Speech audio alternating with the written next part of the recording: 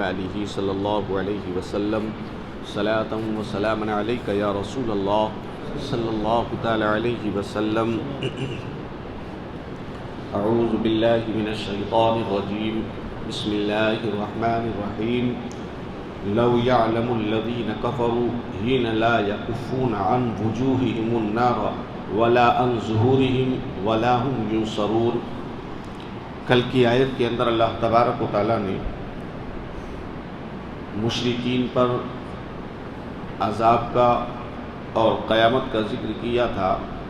آج بھی اسی سے تعلق رکھنے والی یہ آیت ہے۔ اللہ تبارک و تعالیٰ بیان فرما رہا ہے تو حق تعالیٰ نے ان کی بات کا جواب میں فرمایا، کاش جانتے جنہوں نے کفر کر رکھا ہے، جس وقت کہ نہ روک سکیں گے اپنے چہرے سے آگ اور نہ اپنی اپنی پشت سے، اور نہ ہی ان کی مدد کی جائے گی۔ آگ ان کے سارے بدن کو گھیرے ہوگی اور وہ کوئی ایسا یار و مددگار نہ پائیں گے جو عذاب کو ان سے روکے۔ تو اگر کافر ایسے عذاب کو جانے تو اس کے نازل ہونے کی جلدی نہ کریں۔ یہ بتایا کفار مکہ نے یہ کہا تھا، مذاق اڑائی تھی کہ وہ وعدہ کہاں ہے، وہ عذاب کہاں ہے، بلا اس کو۔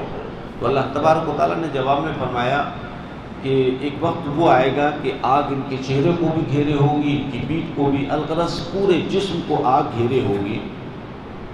اور جب یہ آگ گھیرے گی تو عالم یہ ہوگا کہ ان کی کوئی مدد کرنے والا نہیں ہوگا۔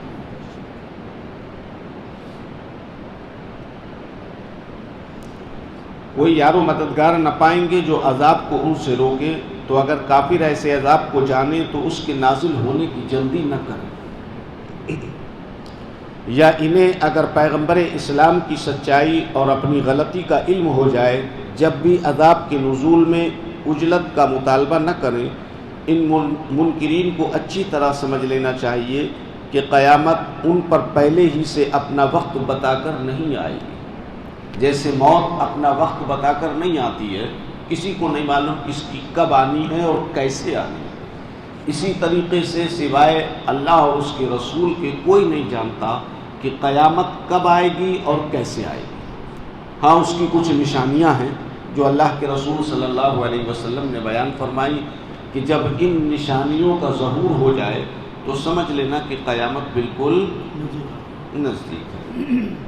اس میں سے ایک نشانی ہے گھر گھر سے گانے کی آواز آنا۔ آج آپ گھر تو چھوڑیے، ہر جیب سے گانے کی آواز آ رہی ہے ہر گھر سے گانے کی آواز، یا نہیں آتی؟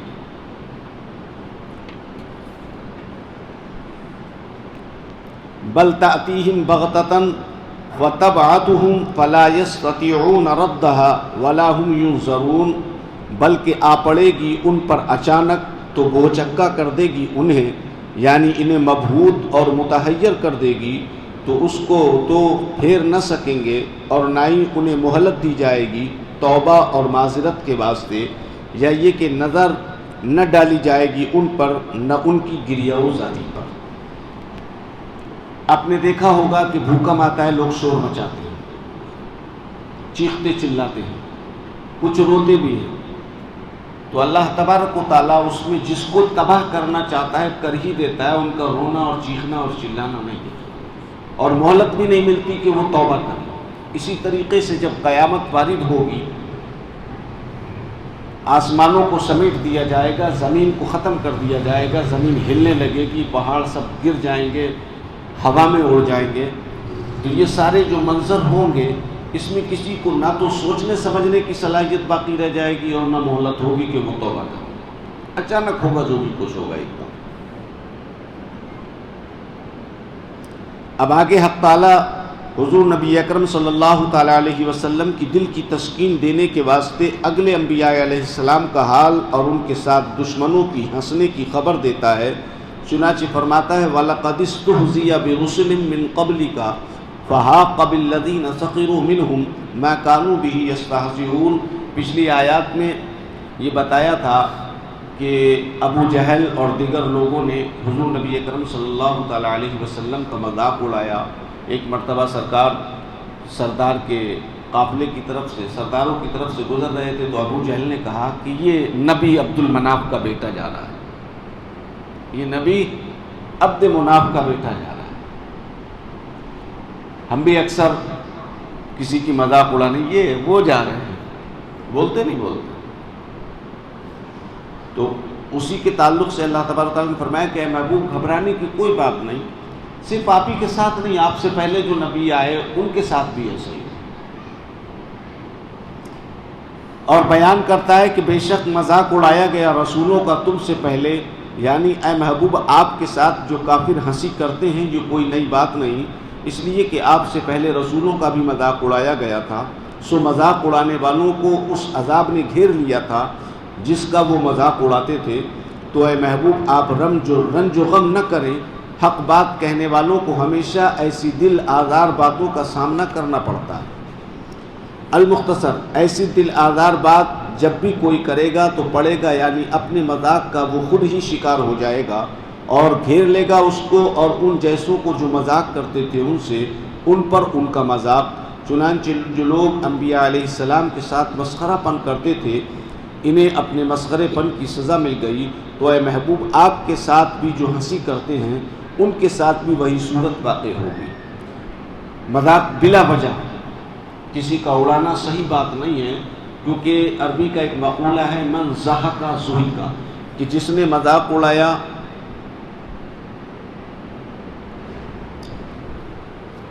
جو ہنسا اس پر ہنسا جائے گا.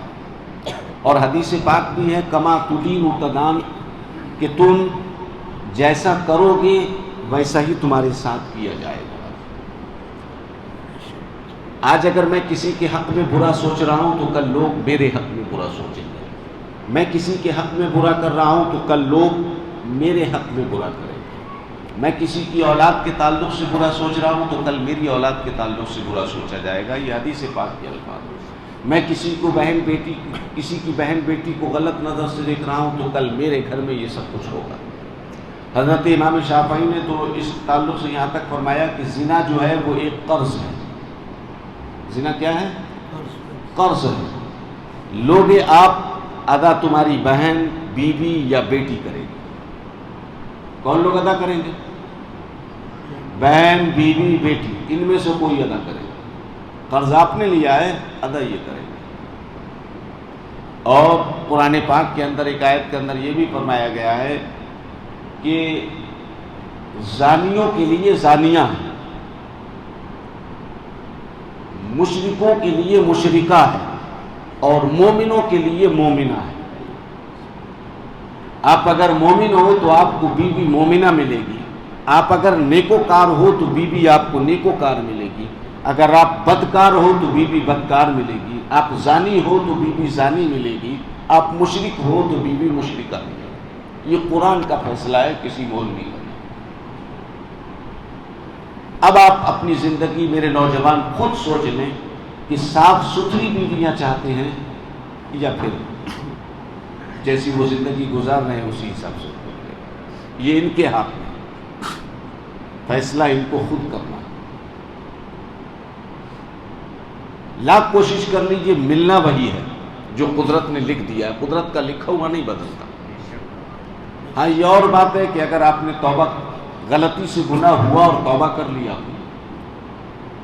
انسان خطا و نسیان کا پتلا ہے، غلطی سے آپ نے غلطی کی مگر فوراً توبہ کر لی، اللہ نے توبہ کی توفیق دے دی، تو اللہ تبارک و تعالیٰ معاف کرنے والا ہے. ورنہ پھر حدیث پاک بھی ہے اور قرآن کے الفاظ بھی ہیں.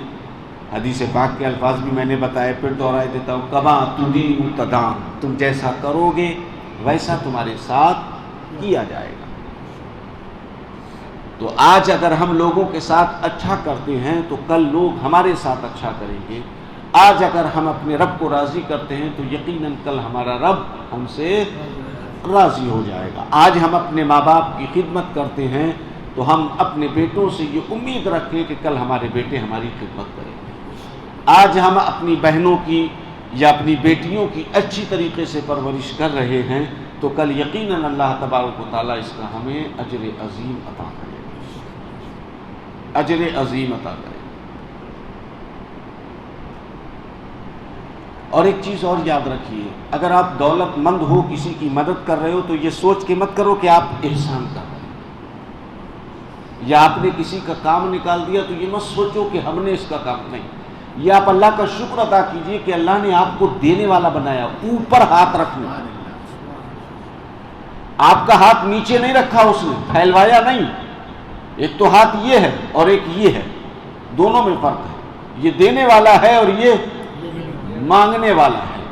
تو یہ اللہ کا فضل ہے کہ اس رب نے آپ کو ایسے پھیلانے والا نہیں بنایا بلکہ ایسے دینے والا بنایا۔ تو آپ احسان نہیں کرو، یہ رب کا فضل ہے۔ جب کسی کو دو تو اپنے رب کا شکر ادا کرو کہ پروردگار تو نے مجھے اس لائق بنایا کہ میں تیرے بندوں کی مدد کرتا ہوں، میں تیرے بندوں کی مدد کرتا ہوں۔ اور بے شمار تاریخ اسلام کے اندر ایسے واقعات بھرے پڑے ہیں کہ جن لوگوں نے خلق خدا کی مدد کی ہے، آخری وقت تک انہیں اللہ تبارک و تعالیٰ نے ایمان کی دولت ضرور عطا کی۔ جب غیروں کو ایمان کی دولت مل جائے تو جو صاحب ایمان اگرچہ بدکار ہے، گنہگار ہے، یہ سب کچھ ہونے کے باوجود بھی اگر وہ بندوں کی مدد کر رہا ہے خالصتاً اللہ کے لیے، تو یقیناً اللہ تبارک و تعالیٰ اسے آخر میں توبہ نصیب کرے گا، توبہ کی توفیق ضرور دے، اسے توبہ ضرور نصیب ہو جائے، کتنے بڑا گنہگار کیوں نہ ہو، آخر میں اسے توبہ ضرور نصیب ہو جائے گی۔ تو اللہ نے آج جو ہمیں دولت دی ہے یا مرتبہ دیا ہے یا عزت دی ہے، اس کے ذریعے اگر ہم کسی کی مدد کر رہے ہیں تو مدد کرتے وقت اپنے رب کا شکر ادا کیجیے، اپنی بڑائی کچھ نہ دیکھیے۔ اور کب اللہ تبارک و تعالیٰ ایسے کر دے کوئی پتہ نہیں، پل بھر میں سب کچھ بدل جاتا ہے، ایک پل لگتا ہے، ایک لمحے میں ساری کہانی پلٹ جاتی ہے۔ آنے میں تو ٹائم لگتا ہے لیکن جانے میں ٹائم نہیں لگتا ہے ٹائم۔ آج ڈکیتی پڑ جائے، کچھ بچا، یا خدا نخواستہ کوئی حادثہ اور ہو جائے، کچھ بچا۔ تو اللہ سے ڈرتے رہنا چاہیے اور اس کی نعمتوں کا شکر ادا کرتے رہنا چاہیے، اور ہمارے آس پاس اگر کوئی ضرورت مند بندہ ہے تو اس کی گاہے بگاہے ہمیں مدد کرنی چاہیے۔ مدینہ منورہ کے اندر 20 گھر ایسے تھے جن کا راشن پانی ہر مہینے ان کے گھر پہ پہنچا کرتا تھا، لیکن ان لوگوں کو یہ پتہ نہیں تھا، بہت جاننے کی کوشش کی کہ یہ راشن پانی مہینے بھر کا دیتا کون ہے۔ جو پہنچانے جاتا تھا ایک مرتبہ اس سے جاننے کی کوشش بھی کہا تو اس نے یہی کہا کہ آم کھاؤ، گٹھلیاں مت گنو، کہیں ایسا نہ ہو کہ بند ہو جائے۔ ایک وقت ایسا آیا کہ وہ سب لوگوں کے یہاں کا راشن پانی بند ہو گیا، جانا ملنا بند ہو گیا، بڑا پریشان۔ جب پتہ لگایا تو پتہ یہ چلا کہ کوئی اور نہیں، حضرت امام حسین کے صاحبزادے حضرت زین العابدین کی طرف سے وہ راشن پانی جاتا تھا، ان کا انتقال ہو گیا ہوگا۔ تو یہ تو اتنے بلند مرتبے والے تھے، نہیں کرتے کچھ تو بھی ان کے لیے کچھ نہیں تھا۔ ہمارے پاس تو کچھ بھی نہیں ہے، تو کم سے کم یہی کام تھوڑے بہت کریں اگر آج اللہ نے دیا۔ ہماری مسجدوں میں اکثر جھولی والا جب آتا ہے تو میں یہ دیکھتا ہوں کہ جب وہ سامنے آ کے کھڑا ہو جاتا ہے تب جیب میں ہاتھ جاتا ہے بڑی مشکل سے۔ ارے یار ڈالنا ہے تو پہلے سے ہاتھ میں نکال کے رکھ لو، 10 روپے کوئی بڑی چیز تو ہے نہیں، 12 روپے کا تو 15 روپے کا تو ماوا لے کر کے کھاتے ہو آپ، 10 ہی روپے اگر ڈال دو اس میں تو کوئی بڑی چیز نہیں، قطرہ قطرہ دریا شبت۔ جب وہ سامنے آ کے کھڑا ہو جائے گا تب جیب میں ہاتھ جائے گا، کچھ دیر تک اتنا ٹائم تھوڑی ہوتا ہے، پہلے سے نکال کے رکھ لو، اس میں ڈال دو تھوڑا سا۔ دینے والا رب ہے اور اسی کے، جس نے دیا ہے اسی کے گھر میں دے رہے ہیں، کہیں اور نہیں، جس نے دیا ہے اسی کے گھر میں دے رہے ہیں۔ تو اب مجھے بتاؤ کہ جو ہمیں دے رہا ہے اگر ہم اسی کے گھر میں دے دیں کچھ تو کیا وہ اور نہیں دے گا؟ دوسروں کو دینے پر جب وہ دیتا ہے تو اس کے گھر میں دینے پر کیوں نہیں ملے گا؟ یقیناً ملے گا، یہاں بھی ملے گا اور وہاں بھی ملے گا۔ اللہ تبارک و تعالی ہمیں اور آپ کو سب کو نیک عمل کی توفیق عطا فرمائے۔ پروردگارہ ہم سب کو صدقہ و خیرات کی توفیق عطا فرمائے۔ نعمتوں کے ملنے پر اللہ تبارک و تعالی ہم سب کو شکر کی توفیق عطا فرمائے۔ ہم سب کو پروردگارہ اپنے محبوب کے صدقے میں توبۃ النصوح عطا فرمائے۔ وصلی اللہ تعالی علی خیر خلقہ ونور عرشہ محمد وآلہ واصحابہ اجمعین برحمتک یا ارحم الراحمین۔